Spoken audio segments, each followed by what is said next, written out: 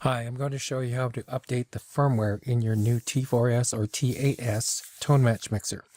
I've got a web page that has the instructions that come with your new mixer, but in case you misplace that, the instructions look like this. So the first thing I'm going to do is open a browser window and get the downloads. So I'll open that in a new tab. And here it is on the new tab. So this is where we can get the downloads for our mixers, but specifically we want the L1 System Updater tool. If you're on a PC, then you'll use this, or on a Mac, you'll use this one. I'm going to get the one for the PC. But before I do that, I'm also going to open up the second page that's relevant here. So I happen to have a T4S ToneMatch mixer already attached to my machine by a USB cable. Pretty much as is shown here. That's going to my computer. So I need to open this link to to get the latest firmware. So I'll open that in a new window, new tab.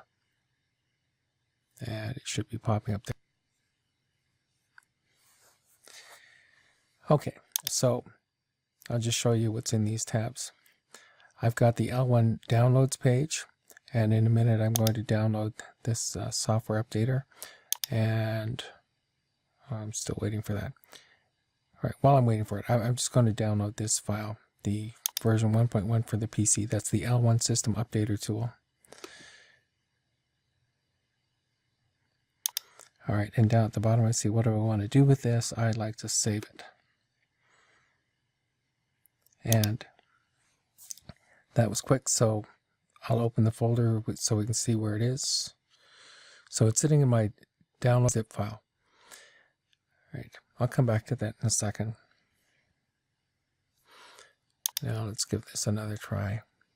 Oh, that Bose Pro link didn't work. There it is. Okay, so this is the actual firmware. Depending on when you do this, you may have a different version. Right now, the latest version for the T4 is version 1.04. So I'm going to click on that and download it. Down at the bottom, I'll save it. It's fairly small. It should go quickly. There it is. So I can also open that in a folder and see. So now I've got these two things that I've downloaded. There's the updater tool and the T4 update. And that's a Bose file. So just notice the file extension here because it's important to remember where we put things.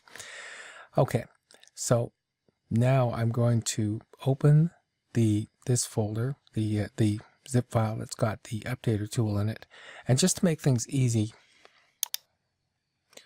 I'm going to make a folder on my desktop. You can put it anywhere you like, but I'm going to make a new folder and I'll call it Bose. Okay, and I'm going to drag the Bose file, this is the update file, into the Bose folder. Okay, that's good. And then I'm going to extract this L1 updater tool. I'm opening this, and what I need from here is right there, the updater version 1.1. And you'll see that's an application.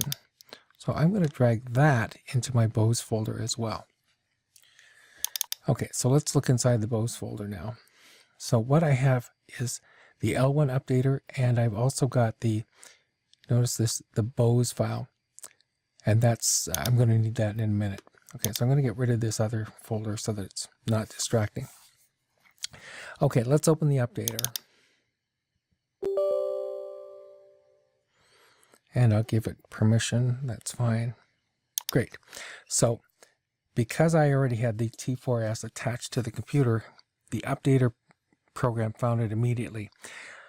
It turns out I've already done this update to 1.04, but I'm going to do it again so you can see what to expect.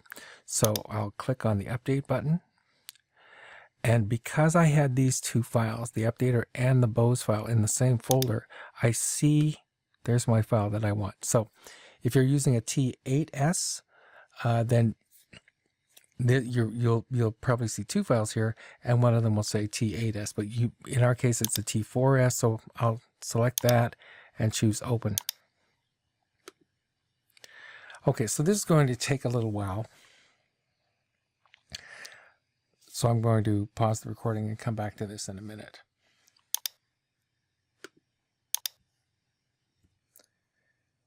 And we're back just in time to watch the last few seconds tick down here. There's going to be a scary message in a second, and I'll show you how to deal with that.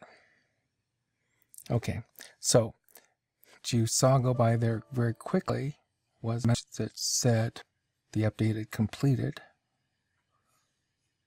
I'll just move it out of the way so you can see it. So the update restore was successful, but in that moment it also disconnected from the T4S or the T8S if you're using that. So the software is a little confused because it can't find it. So I'm going to cancel from here, and then we'll see, okay, the update restore was successful. So that's okay. So that's all good. Now I'm going to start the updater again so you can have a look, see what's happened. All right, there it is. So previously, if you had not done it before, this would have said version 1.0.1, and now we know that it's okay at 1.0.4. So that the update has happened or completed successfully.